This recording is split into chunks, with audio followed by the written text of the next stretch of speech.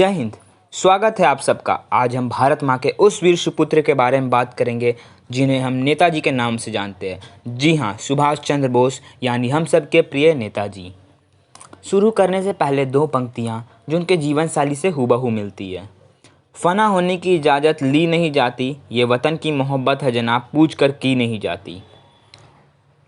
तो चलिए अब शुरू करते हैं। नेताजी का जन्म 23 जनवरी 1897 कटक में हुआ था। उनके पिता का नाम जानकीनाथ बोस और माता का नाम प्रभावती था। कटक के प्रोटेस्टेंट स्कूल में उन्होंने प्राइमरी शिक्षा पूर्ण किया और रेवनेसा कॉलेजिएट स्कूल में दाखिला लिया। 1916 में जब वह दर्शन शास्त्र यानी बीए के छात्र थे, तब प्रेसिडेंसी कॉलेज के अध्यापकों और छात्रों के बीच झगड़ा हो गया।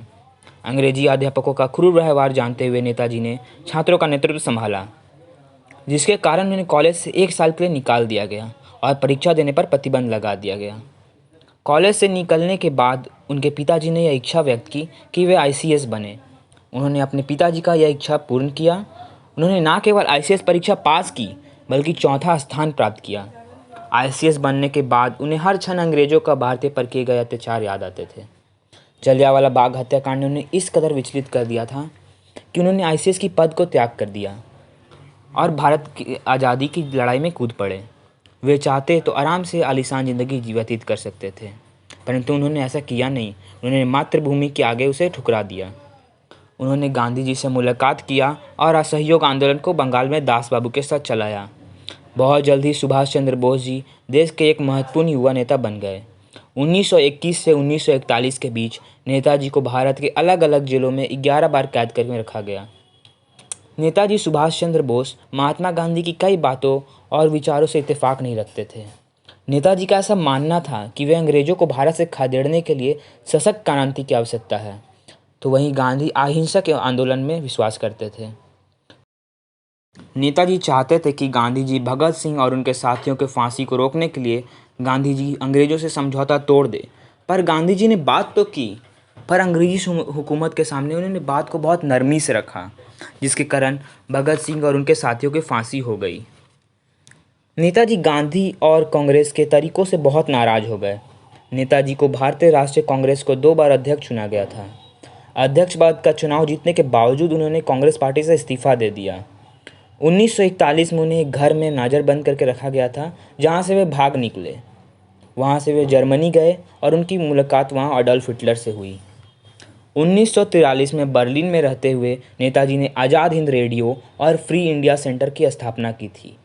21 अक्टूबर 1943 को सिंगापुर में सुभाष चंद्र बोस ने आज़ाद हिंद फौज के सर्वोच्च सेनापति के हैसियत से संबोधित करते हुए दिल्ली चलो और तुम मुझे खून दो, मैं तुम्हें आज़ादी दूंगा जैसे प्रसिद्ध नारे दिए, जो नारे आज भी युवाओं के रोंगटे खड़े कर देते हैं।